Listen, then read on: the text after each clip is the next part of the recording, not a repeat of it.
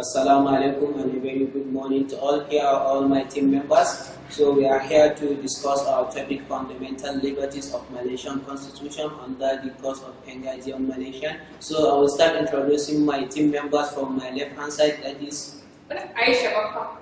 Aisha Al-Abdi. His players. So I'm Awal Aminu. Jai Abdullahi. I'm a Tijani Shred. So I will start by explaining the first article. So we will start by introducing our topic, fundamental liberties of Malaysian constitution. So basically, the Malaysian constitution has been forced in 1957 in the Supreme Law of Malaysia. The Federation of Malaysia was initially called the Federation of Malaya, Malay and Pasal-Kuatun Tanah Melayu, and it is adopted in the present name Malaysian when it is the state of Sabah and Sarawak and Singapore. Now they are all independent, together form the Federation of Malaya. And 7. Retrospective criminal laws or increase in punishment and number repetition of criminal trials. We have 3 criminal laws and procedure.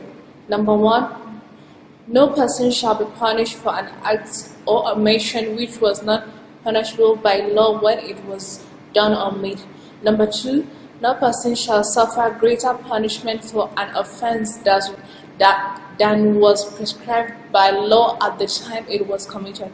Number 3, a person who has been accused or convicted of an offense shall not be tried again for the same offense, except where a ritual is ordered by a court.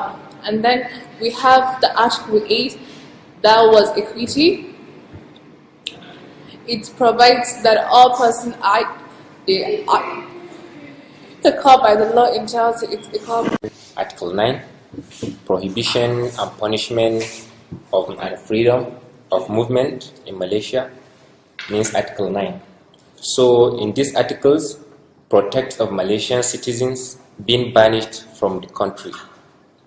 It further provides that every citizen has the right to move freely throughout the Federation, but the Parliament is allowed to impose some restriction in the movement of the citizen from Peninsular Malaysia to Sabah and Sarawak.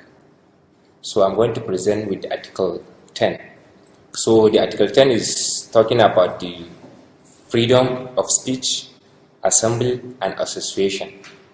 So it grants some freedom of speech and the right to assemble peacefully, and also the right from every association in Malaysian citizens. But such freedom and rights are not absolute.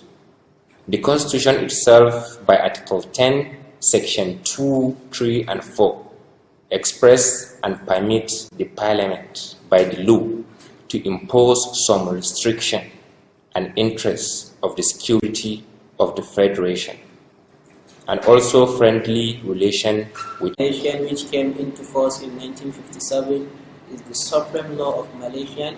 The Federation was initially called the Federation of Malaya, in Malaya Pasikutan Tanan Melayu, and it is adopted in the present name Malaysia when the state of Sabah, Sarawak and Singapore, now independent, together form the Federation. The Constitution established the Federation as a constitutional monarchy, having Yang the Patuan Agon as the head of the state, whose rule are legally ceremonial.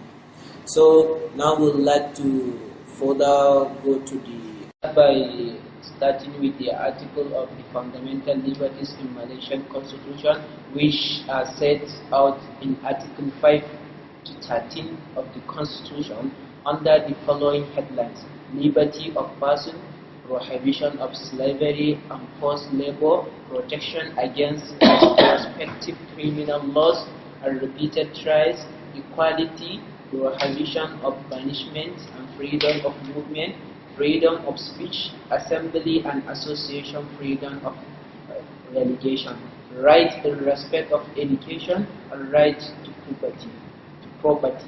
Some of these liberties are right and subject to limitation and exception of some of the available citizens only, for example, the freedom of speech, assembly, and association. We'll continue with the freedom of association. Article 10, Section C, subsection 1 guarantees the freedom of association, subject only to restriction imposed through any federal law on the grounds of national security, public order, or morality, or through any law relating to labor or education.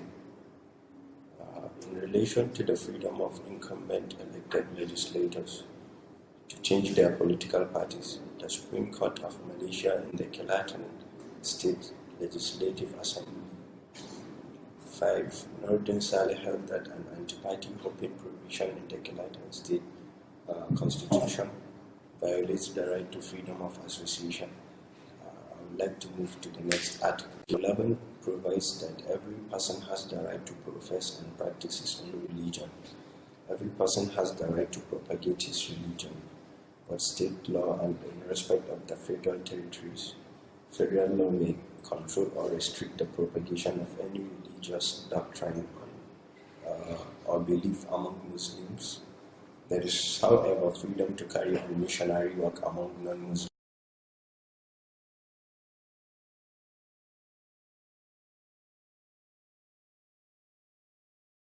Article 12.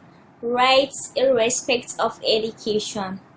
In respect of education, Article 12 provides that there shall be no discrimination against any citizen on the grounds only of religion, race, descent, or place of birth, and in the administration of any educational institution maintained by a public authority, and in particular, the admission of people or students or the payment of fees, and in providing out of the funds of a public authority financial aids for the maintenance or education of people or students in any educational institution. The topic is equality.